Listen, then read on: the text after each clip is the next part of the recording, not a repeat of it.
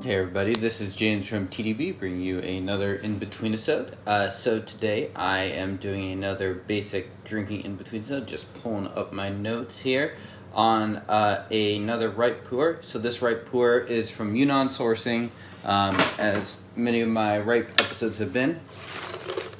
It is the Crimson Rooster ripe pu'erh, and a couple, as you can see, there is no more tea left. I just broke up the remainder of the tea yesterday morning and wanted to bring this onto an in-between-isode. This is a tea that I actually liked well enough that I bought a second cake of it.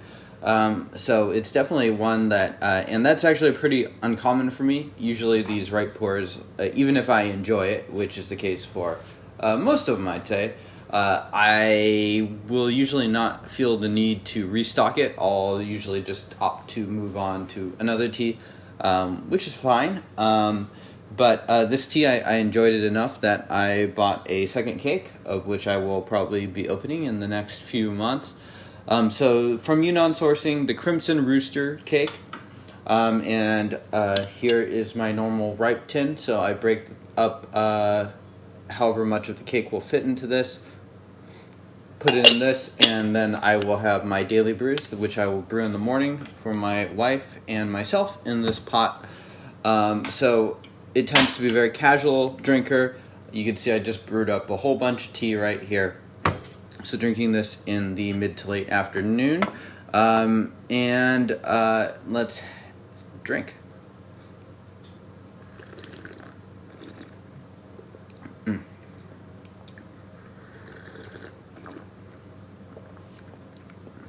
It's like soft and smooth, as ripe often is, but there's a complexity to the mouthfeel that almost gives it sort of like a black tea, or sometimes you'll get this in like a lubao or a white tea. It's sort of like a silky texture, really, really pleasant. I always really enjoy it when I find these in teas. With ripe tea, I'd say it's definitely more uncommon than not. But it adds a really nice complexity to what is normally a pretty casual brew. So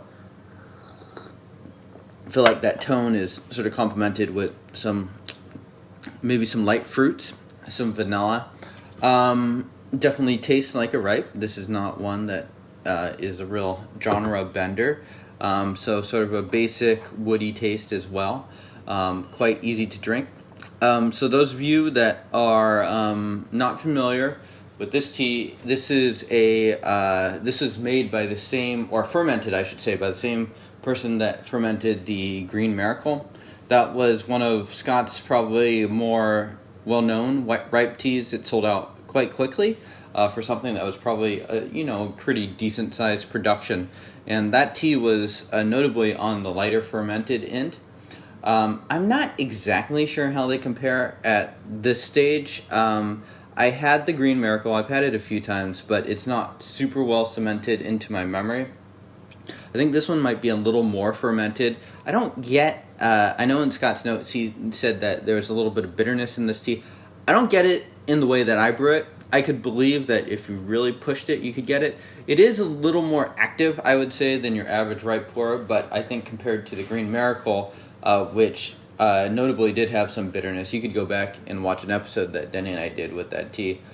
This tea doesn't have at least as much of it. So it's really quite easy to drink. The material for here is mengku. So made by the same maker. But it is notably a little bit redder, a little bit lighter colored than the Year of the Dog blue cake, the one that I've recently brought on to a In-Betweenisode. So I think that's probably a product of just this being a little bit more medium to light fermented than that tea. I can enjoy both styles of ripe. This one, to me, crosses me as a little more complex. Hui Run also is another one that is a little bit lighter. But this tea is still pretty different from that tea, too, I would say. Cheers.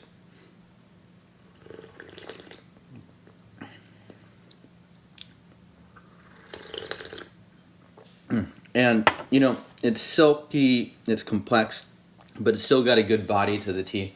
It really is everything you'd really want from a ripe tea. And I didn't actually think of what rating I would give this before, so we're gonna kind of wing it right now and try to give it a rating. I would definitely rate it above most of the ripes I bring onto the show.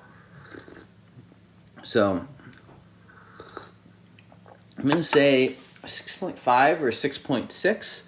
So I think that's quite good. I think as far as ripe tea goes, definitely one I enjoy. Yeah, don't have too much more to say about this tea other than I really enjoyed it. It's quite easy to drink, and that I do recommend it. It comes in a slightly smaller Bing than your standard 357 size. Comes in a 250 gram Bing. The price has risen already, but I'm sure Scott will probably source some more tea from the same fermenter. But it costs $30 for 250 grams, so I think the price is still quite reasonable. Might be worth picking up soonish before Scott raises the prices around March if you are interested in this tea. So thank you all for tuning in, and I will see you next time. Cheers.